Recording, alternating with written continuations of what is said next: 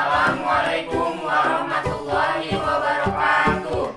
Kami dari kelompok C akan mempresentasikan hasil diskusi kami. Saya sebagai pembicara, nama saya Dinadia Mulyani Batar, dan teman-teman saya, nama saya Inta Ilana, nama saya Fitri Sudo, nama saya Intiana, nama Saya Samir Batal.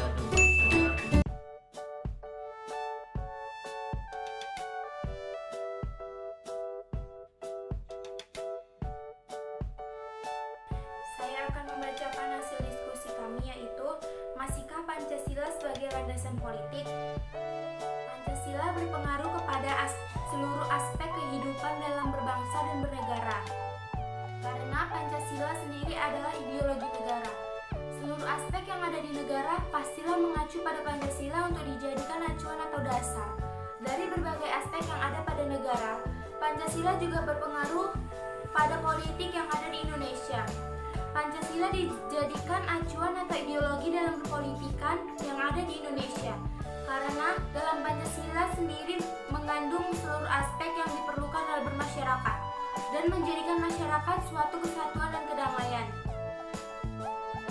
Sebagai contoh, kami mengambil kasus yaitu bantuan langsung tunai ini segera mengalir ke desa-desa yang biasanya disebut dengan BLT.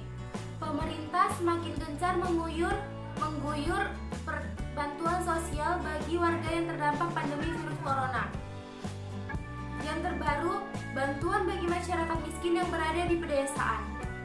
Kebijakan tersebut tertuang dalam Peraturan Menteri Keuangan atau PMK Nomor 40 Tahun 2020 tentang pengelolaan dana desa. Dalam BLIT revisi PMK nomor 205 tahun 2019 ini, Kementerian Keuangan mengubah sebagian anggaran dana desa menjadi bantuan sosial berupa bantuan langsung tunai atau BLT desa. Jadi, dari anggaran dana desa yang biasanya menjadi sumber pemberdayaan di pedesaan, sebagian berubah menjadi bentuk bantuan langsung ke pendudukan.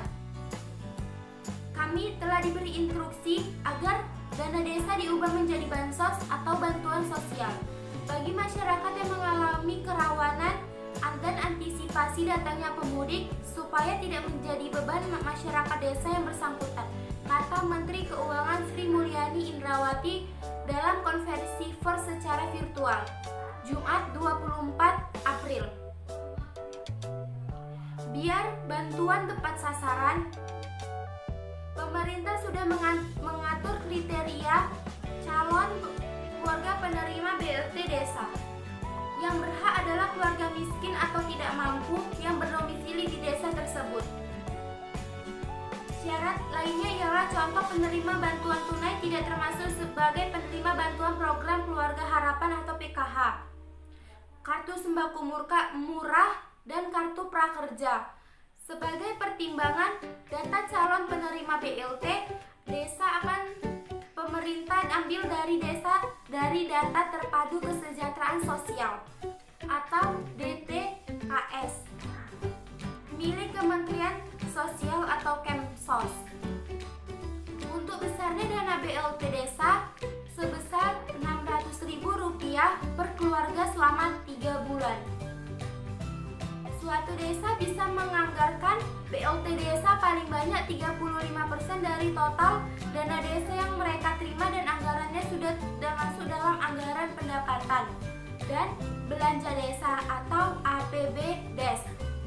Bila dana desa tidak mencakupi, kepala desa bisa memakai dana desa melebihi batas yang ditentukan dengan persetujuan dari bupati, wali kota, atau penjabat yang ditunjuk. Dengan adanya bantuan sosial tersebut, maka tanggung jawab kepada kepala desa ini makin bertambah. Tidak cuma mengelola penggunaan dana desa, tapi juga mengawasi pelaksanaan penyaluran BLT desa. Selain itu, ada sanksi yang bisa menimpa pemerintah desa jika tidak menjalankan BLT.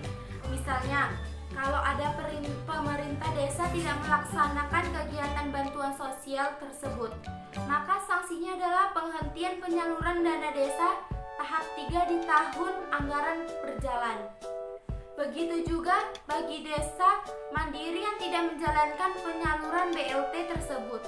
Mereka harus siap terkena sanksi berupa pemotongan dana desa hingga 50% dari total dana desa tersebut yang akan pemerintah pusat salurkan pada tahap kedua di tahun anggaran berikutnya.